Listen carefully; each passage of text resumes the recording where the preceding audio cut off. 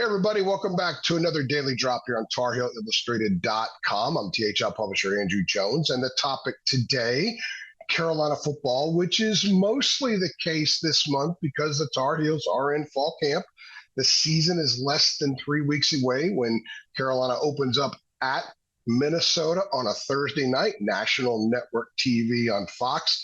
Big game for Carolina, very losable game for the Tar Heels, but a very winnable one as well. We will squeeze that lemon till there ain't no drops left leading up to that one for sure. What I want to focus on here is that we're midway through fall camp. I've had a chance to be over in Chapel Hill a lot so far, watching some practices.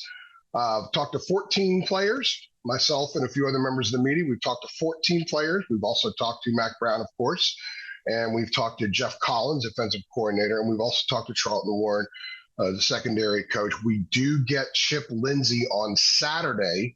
This drop is coming out Friday, so I'm looking forward to speaking with Chip. Haven't talked to him since spring practice, and obviously one of the topics will be quarterback, which I'm going to get into here in a few moments. So very quick reminder, if you want to be a Carolina Tar Heel insider, it's just $8.33 a month. Head on over to our site, TarHeelIllustrated.com. It's only $8.33. I started my 11th year August 1st. It is the same price now as it was when I took over. And if you're paying attention to anything going on in this country, in this world, you know stuff's expensive, but we are the same price. And you get a ton of value for that for $8.33 a month for a one-year subscription, including just hanging out on our message boards with a wonderfully intelligent, articulate, usually thoughtful, usually respectful community instead of places where you're like, man, these guys don't know what they're talking about. Go to our boards, Blue Heaven for football, Four Corners for basketball. They know what they're talking about. They are people like you that are passionate and knowledgeable about the Tar Heels. So it's just $33 a month, guys. Drop in the bucket these days. All right. I want to talk about three offensive thoughts that I have sort of stood out midway through fall camp. Jacob and I hit on some of this stuff in a football podcast we did the other day, the football show. I wanted to isolate these three things, kind of get in and out on each one of them. The first one is depth at running back. That was a big concern coming in. Carolina went out and got Darwin Barlow. He TCU, then he went 3 years Southern Cal. He's got 1 year of eligibility left. He's in Chapel Hill. A couple of months ago, Carolina went and got Charleston French, a junior college transfer running back, getting a little bit more depth back there. They needed the depth because they don't know what they have with Caleb Hood with respect to his health because he's banged up so much. When he's healthy, very good. When he's not healthy, unavailable.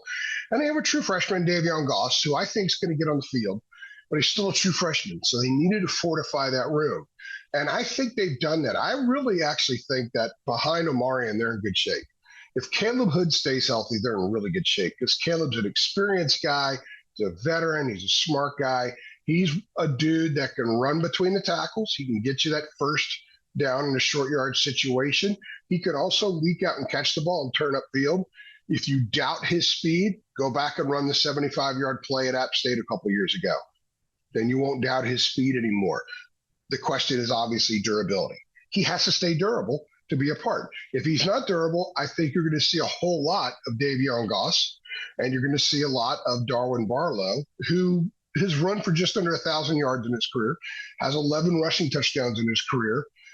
We got a chance to talk to him last weekend, and I could sidebar here for a moment, guys. If you have not seen the interview that we did with Darwin Barlow last Saturday, and we actually clipped out part of it toward the end to run as a short where he got emotional, you need to, because these guys are dudes. They're regular people. They just happen to play sports, and they also happen to be in a position where an awful lot of people who don't know them get upset at them and expect something more from them. Sometimes it might make a lot of sense. So go watch that. Understand these guys are just regular dudes like the rest of us. They just happen to have a skill that matters a whole lot to you guys that are watching this. All that said, off the high horse on that, I think Darwin Barlow is going to help this team. He can block, and he can stay back and block. He can run block. When I say that, you're going to see a lot of short passing game stuff. So the running backs are going to need to block more in this offense than in last year's offense. In addition to the pass blocking, he can do both of those things, so he will be useful. So I think they're fine. I think they're fine behind Amarian, provided Amarian stays healthy. At quarterback, there's obviously uncertainty. Now, they've had, by the time you guys listen to this, they will have had 9 practices. I believe it's nine practices. Yeah. And the 10th practice is Saturday. That gets them just more than 2 weeks away from the opener. Sunday is the 11th practice. A couple years ago, 2019, Mac made the announcement on a Sunday afternoon who the starting quarterback was, and it was Sam Howell. And they were about the same time frame away from the opener then that they will be this coming Sunday. It would not surprise me if Mac announces Sunday that they have named a starting quarterback and they're going to roll forward with the reps with that guy. Now, I don't think it's Jacoby Criswell. There's a lot of reports out there, people saying Criswell's in the mix. All I know is that when I go to practice, and if someone's not getting as many reps as 2 other people, it tells me that they're probably not in the mix. I think he's a valuable third guy to have in that room, but I really believe this has been a Max Johnson versus Connor Harrell battle the last 8 months. If Mac names a starter on Sunday, I believe it will be Max Johnson. Just simply because of the experience, because I think there's a range of throws he can make, and there's the check down factor. Max has shown that he can check down. Connor's still learning how to do that. I see a scenario where both play. I see a scenario where Connor gets some packages. I see a scenario where it's not just a running package, but he runs the offense. I could see that happening. I really can. But I also could see a scenario where Johnson gets the ball and he takes it and runs with it. Let's remember a couple things about him. A, the 2 situations he was in previously were at their most chaotic points when he took over at quarterback. Terribly chaotic situations, okay? So they weren't healthy environments. Those administrations are gone. Football administrations, that is. I mean, presidential, you got to use that term, right? He's also with his 5th offensive coordinator in 5 years now. What helps is the Clyde Christensen factor here cannot be overstated. Clyde gets a guy who's played a lot. There's a ton of film. Clyde would sit in an office and watch hours and hours and hours of film and take copious notes and then work with Max on the good and the bad of what he's done so far. And he's seen all kinds of stuff in the SEC. I just think it makes sense that if it's even, you got to go with the guy with more experience. You got to go with the guy who's taller and can check down a little bit more. I suspect if they announce something Sunday, it would be him. I could be completely wrong, guys, but I'm basing this on my instincts, being around this stuff for so long. I'm basing it on what I've seen, and I'm also basing it on some conversations that I've had. I'm not saying he's going to make an announcement on Sunday, but I wouldn't be surprised if Mac does. And if he does, I think it will be Max Johnson. But I do think they'll have a package for Connor. And if it's Connor, and I can see some reasons why they would go in that direction, they'll obviously have some stuff in there for Max as well. The third thought midway through fall camp on the offensive side of the ball is the offensive line. There's no shortage of storylines here. The offensive line is fascinating. I know it bores some people. I know that when we post video or interviews of offensive linemen on YouTube, they don't get many hits because people don't find them to be all that intriguing. I do, because the offensive linemen, they're those guys that when the offense sucks and the quarterback's getting sacked and they can't run in short yardage, everyone wants to fire their harpoons at the guys up front. But when dudes are running for 1,500 yards and throwing for 4,000 yards and guys are catching 75 passes for 1,000 yards and 14 touchdowns, they want to praise them. And they don't talk much about the O-line. The reality is this offensive line has had top 12 offenses pretty much every year Mac's been there, certainly the last 4 years. So the offensive line has done some things. There are guys that have been on this offensive line the last several years who are earning a living in the NFL. So it's not like they've stunk. There have been some bad aspects. There have been some aspects where they've allowed too many sacks, too many hurries, that kind of thing. Later in the season, they haven't been as effective in short yard situations. That to me is the way I'm looking at this offensive line this fall, during this fall camp, because Matt Brown keeps insisting that this group is better than last year. He insisted, and he doesn't hesitate. He doesn't say, well, we have a chance to be better. He says, we are better. So one of the things a few of us in the media have done the last couple of weeks is we ask the players, ask a defensive lineman, someone who's been around, like a Kevin Hester, why do you think everyone's saying the offensive line's better? And he talks about a cohesion and chemistry. We ask someone like a Josh Harris, or not Josh Harris, rather, but we asked someone like an Austin Blasky, who wasn't there last year. He was at Georgia, but he watched all the film. We asked him, why do you think Mac's saying this? Chemistry, cohesion, and the chip on the shoulder mentality. Willie Lampkin talked about how, look, these guys, there's a lot of stray cats on that line, but they all got a purpose, a common purpose, and they want to prove something. They have a chip on their shoulder. If you look at them physically, they look the part. Mac Brown likes to joke that Sally says, hey, when this offensive line, comes out of the tunnel, they look pretty. Well, they do.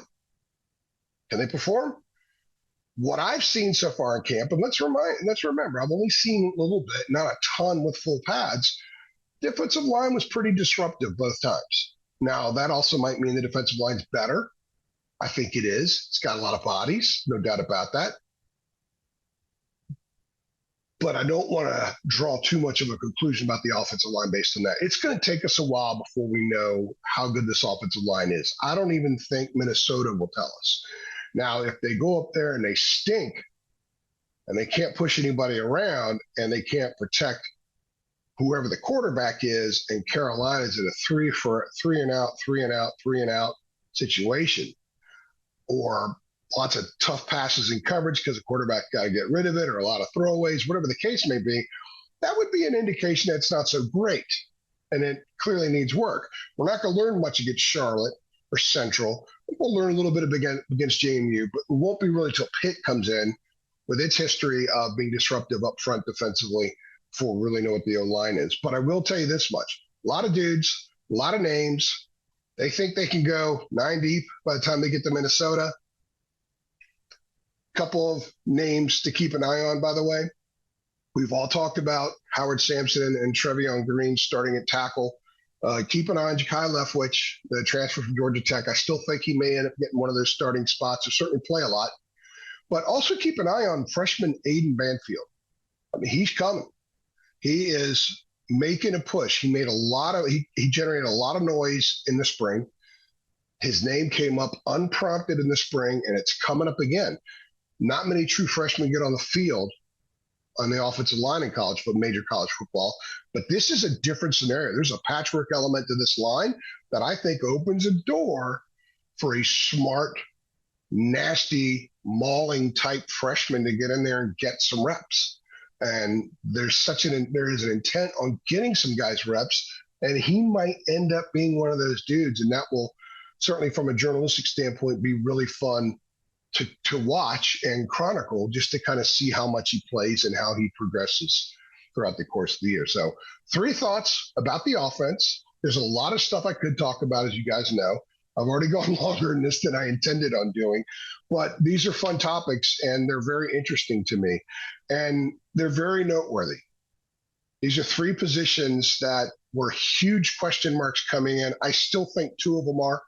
I don't think running back's a question mark in terms of a concern anymore. I really don't. I still think quarterback is, until we see something consistent at a high level.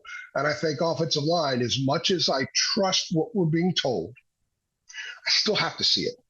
And I think that that's reasonable.